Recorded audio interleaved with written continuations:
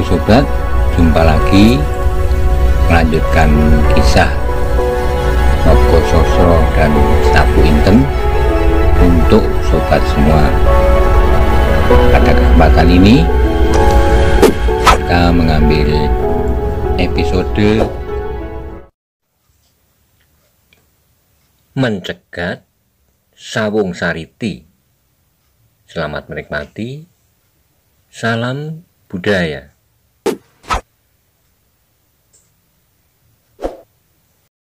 Pada episode sebelumnya dikisahkan bahwa Maiso Jenar dan kawan-kawan berusaha mencegat Sawung Sariti dan pasukannya sebelum mencapai dusun Gedangan dan memporak-porandakan Padepokan Karangtumoritis.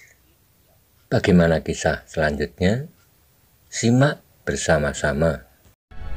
Monggo kula aturi subscribe, like, komen, share, matur nuwun.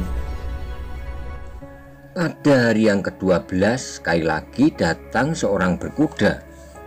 Orang itu juga salah seorang petugas Wonomerto. Ia datang dengan bawa laporan bahwa orang-orang Pamingit bersama-sama rombongan dari Gunung Tidar telah berada di sekitar Wonosobo. Bahkan mereka sudah bergeser lagi sedikit ke utara. Dari sana mereka berusaha untuk menyebar orang-orangnya di seluruh daerah pegunungan ini sampai ke daerah-daerah di sekitarnya. Sebab menurut mereka, usaha ini harus merupakan usaha yang terakhir. Aryo Saloko harus dapat ditangkap hidup atau mati. Siapa yang ikut dalam rombongan itu? Tanya Maiso Jenar. Sawung Sariti, Janda Simorodro, Joko Soko, jelas orang itu. Joko Soko? Tanya Maiso Jenar kembali. Ya, agaknya ia pun merasa mempunyai kepentingan, jawab orang itu. Mendengar keterangan itu meremanglah bulu-bulu kuduk Roro Wilis. Sekarang sebenarnya ia sudah tidak perlu takut lagi ya, apabila ia harus berhadapan dengan orang itu sebagai lawan. Meskipun ia masih kalah pengalaman, namun setidak-tidaknya ia akan dapat menjaga dirinya. Meskipun demikian, apabila ia mendengar nama itu, tubuhnya terasa juga meremang, sebab ia sudah terlanjur ngeri mendengar nama itu. Orang lain lagi, desak Maiso Jenar. Yang mengerikan diantaranya, mereka terdapat Simorodro tua dan Bugel Kaliki, jawabnya. Sudah kami duga sebelumnya, sahut Maiso Jenar. Oleh keterangan-keterangan itu, maka Maiso Jenar harus menyesuaikan rencananya. Tetapi belum lagi ia dapat menemukan pemecahan yang baik. Tiba-tiba pada hari ke-15, datanglah seseorang dengan keterangan yang mengejutkan. Katanya, sebuah rombongan kecil telah menyusur lambung Gunung Perahu menuju daerah ini juga.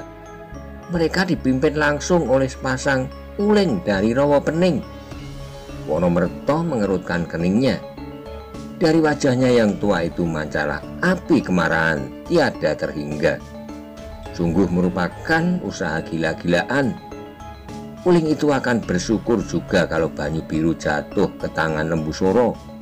Sebab dengan demikian ia akan semakin leluasa bergerak di daerah Rawapening, katanya geram. Bukan itu saja paman, potong Maiso Jenar. Tapi sebentar lagi daerah-daerah itu akan ditelannya. Pamingit oleh Simorodro dan Banyu Biru oleh sepasang uling itu. Kembali terdengar gigi orang tua itu gemeretak. Lembu Soro baginya tidak kurang dari tidak lebih dari seorang yang sama sekali mengabdi kepada kepentingan sendiri, yang bahkan tega mengorbankan saudara tuanya. Tetapi mereka tidak cukup dengan mengumpat-umpat saja. Untuk mengatasi bahaya yang akan datang, Maiso Jenar dan kawan-kawannya harus bersiaga. Mereka menempatkan beberapa orang untuk dapat mengawasi setiap gerakan yang mencurigakan. Ketika Maiso Jenar telah merasa bersiap, maka ia tidak perlu lagi menunggu lebih lama. Bahkan kalau mungkin ia melawan rombongan itu satu demi satu. Sebab apabila kekuatan kedua rombongan itu bergabung, akan merupakan kekuatan yang mungkin sulit untuk diimbangi. Namun meskipun demikian, pantang ia menyingkirkan diri. Sebab dengan demikian, ia akan membebankan segala dendam kepada penduduk Gedangan. Maka yang mula-mula dilakukan adalah memancing pertempuran dengan rombongan Sawung Sariti secepatnya. Tapi cara yang mula-mula dipikirkan untuk mencegat rombongan itu terpaksa dipertimbangkan kembali. Bab setiap saat rombongan Uling dapat datang dari jurusan lain. Demikianlah ketika pada suatu hari beberapa orang pengawas dapat menangkap seorang yang dicurigai, Maiso Jenar berhasrat untuk melakukan maksudnya. Setelah Maiso Jenar mempersiapkan pasukannya dalam kesiagaan penuh, dipanggilnya orang tangkapan itu menghadap. Maka bertanyalah ia kepadanya, "Siapakah engkau?" "Aku seorang perantau, Tuan, yang berjalan dari satu tempat ke tempat lain untuk menyambung hidup," jawabnya. Maiso Jenar tersenyum lalu katanya, "Dari manakah asalmu?" Orang itu ragu sebentar, kemudian jawabnya, "Banyu Biru, Tuan." "Bagus," desis Maiso Jenar. "Katakan kepadaku, siapa kepala daerah perdikanmu?" Kembali orang itu ragu, namun akhirnya ia menjawab pula, "Ki Ageng Lembusuro." "Bagus, kau berkata sebenarnya," sahut Maiso Jenar. "Di mana sekarang Lembusuro itu?" "Di Banyu Biru, Tuan," jawabnya. "Di mana anaknya?" desak Maiso Jenar. Orang itu diam merenung, nampaknya wajahnya mulai gelisah. "Di mana?" bentak Maiso Jenar. "Di Pamingit, Tuan," jawabnya. "Kau mulai tidak berkata sebenarnya," sahut Maiso Jenar. "Aku akan mencoba memaksamu supaya engkau tidak berkata demikian." Orang itu menjadi semakin gelisah, apalagi ketika tiba-tiba Maiso Jenar minta seseorang memanggil Wonomerto. Demikian Wonomerto muncul, mengalirlah keringat dingin di punggung orang itu. Sebagai seorang laskar Pamingit, ia pernah mengenal Wonomerto sebagai orang kedua di Banyu Biru yang harus selalu berhubungan dengan Ki Ageng Lembusuro dalam hal pemerintahan, meskipun ada usaha-usaha untuk menyingkirkannya. Melihat orang itu, Wonomerto tersenyum. Ia pun sekali dua kali pernah melihat orang itu. Karena itu bertanyalah Wonomerto, "Aku mengucapkan selamat atas kedatanganmu, Kisanak." Keringat dingin di punggungnya menjadi semakin banyak mengalir. Ia sama sekali tidak menduga bahwa Wonomerto berada di tempat itu. Karena itu ia sama sekali tidak dapat menjawab sapanya. Sehingga kembali terdengar Wonomerto meneruskan, "Aku sudah lama menunggu salah seorang sanak keluarga dari Pamingit yang sudah menengokku di sini. Sekarang agaknya ada juga yang datang. Malahan agaknya dalam jumlah yang cukup banyak." Orang itu masih berdiam diri. Ia tidak tahu apa yang akan dikatakan. Sebab agaknya Wonomerto telah mengetahui gerakan yang dilakukannya. "Kisanak," kata Maiso Jenar kemudian, "kau tidak usah takut. Bukankah kau mendapat perintah untuk mencari Aryo Saloka?" "Tidak, Tuan," jawab orang itu bergetar mencoba menutupi kesalahannya. "Jangan bohong. Aku tidak apa-apa. Bahkan aku akan membantumu. Katakan kepada pimpinanmu bahwa apa yang dicarinya masih ada di Gedangan. Tidak usah ia mencari kemana-mana. Juga tidak usah ke Karang Tumoritis." Orang itu menjadi semakin bingung. Apalagi pada itu tiba-tiba dilihatnya Wonomerto menarik belati dari pinggangnya. Ampun, Tuan," teriak orang itu. Wonomerto tersenyum, katanya, "Kisanak, telah sekian lama aku menahan diri. Sekarang aku ingin menumpahkan kemarahanku kepadamu. Bukankah kau salah seorang dari mereka yang telah mengeruhkan suasana Banyu Biru. Tidak, Tuan, aku hanya sekedar mendapat perintah, jawab orang itu ketakutan. Dalam pada itu Maesho Jenar pun kemudian menjadi cemas. Ia tidak berhasrat untuk menciderai orang yang hanya merupakan seorang pesuruh saja. Apalagi dengan demikian maksudnya untuk memancing pertempuran akan tertunda. Agaknya Wonomerto mengetahui perasaan Maesho Jenar itu, maka katanya, "Jangan takut Kisana, aku tidak akan membunuhmu, tetapi aku ingin membuatmu suatu kenang-kenangan padamu, bahkan suatu bukti bahwa kau telah melakukan kewajibanmu dengan baik." Sehabis berkata demikian, Wonomerto yang sudah tua itu meloncat dengan garangnya dan hampir tak dapat diikuti gerakannya. Tiba-tiba di dahi orang itu telah terdapat 2 goresan bersilang. Baru kemudian disusul oleh sebuah jeritan kesakitan. Dari luka itu mengalirlah darah yang merah segar. Maesho Jenar sendiri terkejut melihat hal itu, namun ia tidak dapat mencegahnya. Ia menyadari betapa geram orang tua itu terhadap Lembu Soro dan orang-orangnya. "Nah," kata Wonomerto kemudian, "pergilah, katakan kepada Sawung Sariti bahwa Arya Saloka dan Maesho Jenar masih berada di Gedangan. Bahkan Wonomerto yang tua pun berada di sana. Dengan demikian kau akan mendapat tanda jasa atas hasil pekerjaan yang kau lakukan." Bagaimanapun juga orang itu adalah seorang laki-laki. Karena itu ia menjadi tersinggung sekali atas perlakuan itu. Dihina terasa pedih sekali. Sedang darah yang mengucur dari luka itu telah membasahi baju serta kainnya, membuat gambaran-gambaran merah yang mengerikan. Tapi dalam pada itu ia merasa bahwa ia tidak akan dapat melawan Wonomerto dan Maesho Jenar.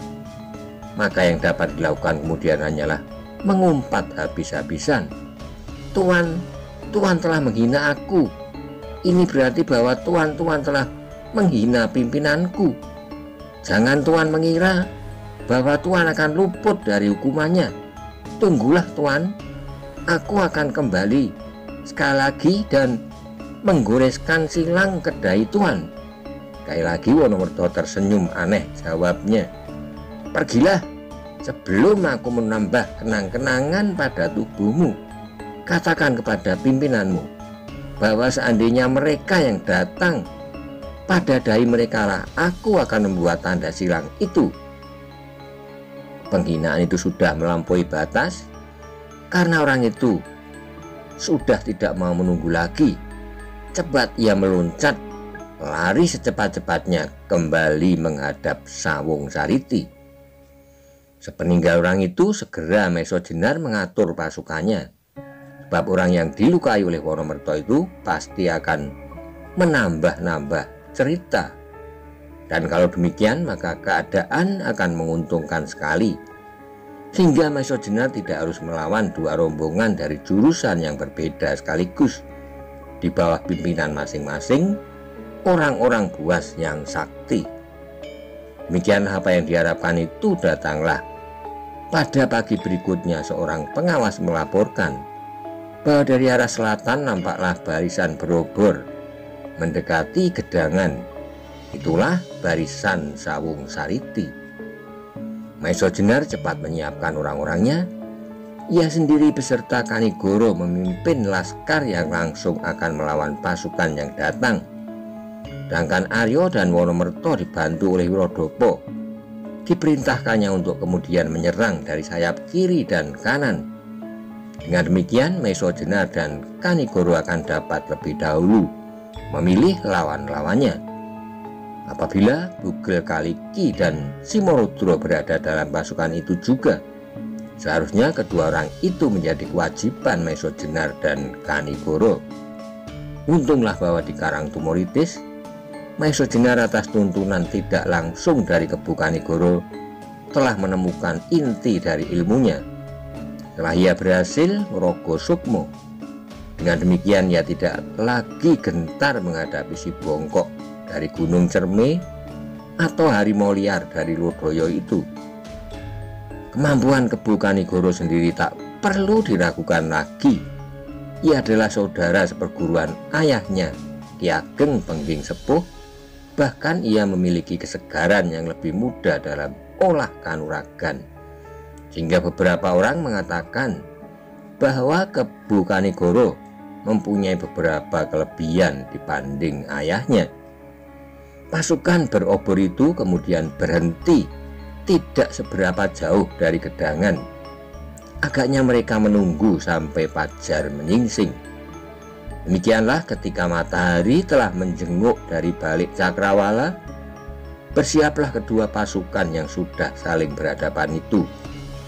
Meskipun demikian, agaknya Sawung Sariti ingin menunjukkan kebaikan hatinya. Dengan panji-panji putih yang tersangkut pada tunggul yang masih tersawung, ia dengan beberapa orang mendekati laskar gedangan. Wajahnya yang cerah membayangkan suatu keyakinan atas kekuatan diri.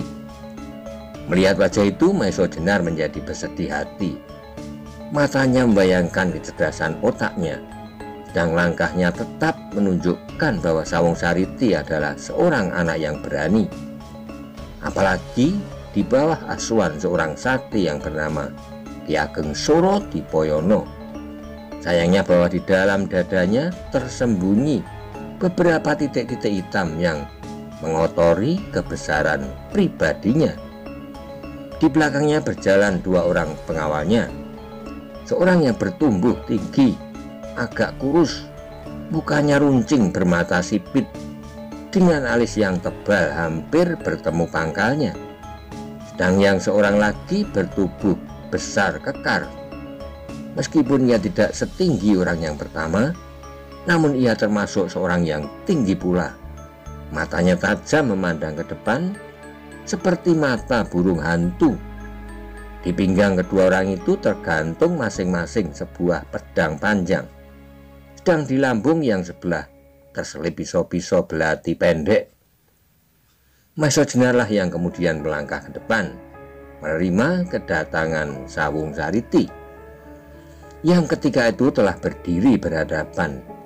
Dengan hormat, anak muda itu membungkukkan badannya. Maeso Jenar pun kemudian membalas membungkukkan badannya pula. Paman Maeso Jenar, Sawung Sariti memulai. Maafkanlah kalau beberapa bulan yang lewat aku tidak mengenal paman.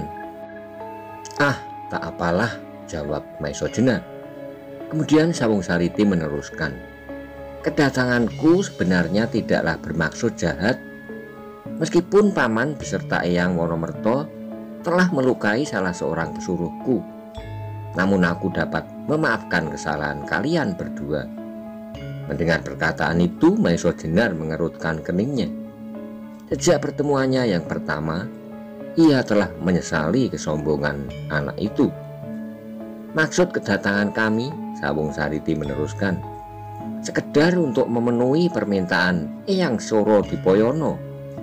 Demikian rindunya Eyang Soro Dipoyono kepada Kakang Aryo Saloko, sehingga aku terpaksa mencarinya untuk membawanya menghadap. Maeso Jenar tersenyum pahit. Sepahit hatinya melihat kenyataan yang tidak menyenangkan itu. Kemudian jawabnya dengan tenang. Baiklah Sawung Sariti, biarlah besok atau lusa Aryo Saloko segera menghadap. Ia pun telah merasa sangat rindu kepada pepundennya. Sawung Sariti mengangguk-angguk kecil. Agaknya Maeso Jenar bukan orang yang dapat diperolok-olok. Meskipun demikian ia berkata meneruskan. Mengapa besok? Bukankah sekarang ini Kakang Aryo Saloko tidak sedang berhalangan, paman? Mumpung hari masih pagi, biarlah Kakang Aryo kita bawa menghadap. Syukurlah kalau paman sudi ikut serta dengan kami. Sayang, jawab Maeso Jenar. Barangkali Aryo keberatan. Ia lebih senang melihat barisan segelar papan yang sedang mengadakan latihan, pendakian dan penyusupan di bukit-bukit sekitar gedangan ini, daripada tergesa-gesa membuat perjalanan ke Banyu Biru. Dada Sawung Sariti berdebar karenanya. Ternyata bahwa Maiso Jenar bukan sejenis orang yang bodoh yang menjadi kebingungan berhadapan dengan putra kepala daerah Pedikan Pamingit itu. Karena itu Sawung Sariti kemudian berkata, namun sudah tidak setenang semula, "Sayang, tetapi Eyang berkehendak demikian." Kembali Maiso Jenar tersenyum pahit. Sebenarnya ia merasa tersinggung atas sikap Sawung Sariti yang menganggapnya sebagai seorang yang sedemikian bodohnya. Sebaliknya Sawung Sariti pun menjadi kisruh. Semula ia ingin memutarbalikkan perkataan-perkataannya untuk mempermainkan Maiso Jenar. Namun akhirnya ternyata ia sendiri yang menjadi gelisah oleh jawaban-jawaban Maiso Jenar yang sama sekali tak diduga-duganya itu. Saat kemudian terdengarlah Maiso Jenar menjawab, "Anak Mas Sawung Sariti, tidak perlu tergesa-gesa.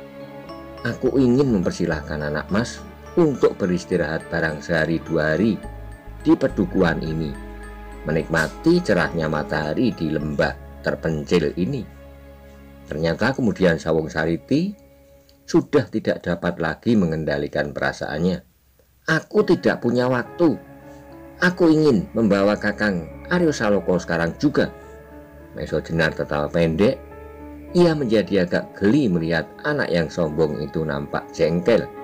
Maka jawabnya, "Tidak baik kau maksanya, Sawung Sariti. Baik atau tidak baik, aku tidak peduli," bentak Sawung Sariti. "Demikianlah yang diperintahkan eyangmu?" tanya Maiso Jenar. Sawung Sariti yang tidak menduga mendapat pertanyaan yang demikian menjadi kebingungan. Beberapa saat kemudian barulah ia menjawab sekenanya, "Aku tidak peduli apakah yang setuju dengan caraku ini atau tidak. Hal itu terserah kepadaku. Karena itu kau bawa pasukanmu bersama-sama laskar dari Gunung Tidar," sahut Maiso Jenar. Lagi Sawung Sariti kebingungan. Karena itu maka terasalah keringat dingin mengalir di punggungnya. Dengan tak disengajanya dilayangkanlah pandangan matanya kepada pasukannya yang berhenti tidak jauh dari tempatnya berdiri. Melihat pasukannya ia jadi berbesar hati.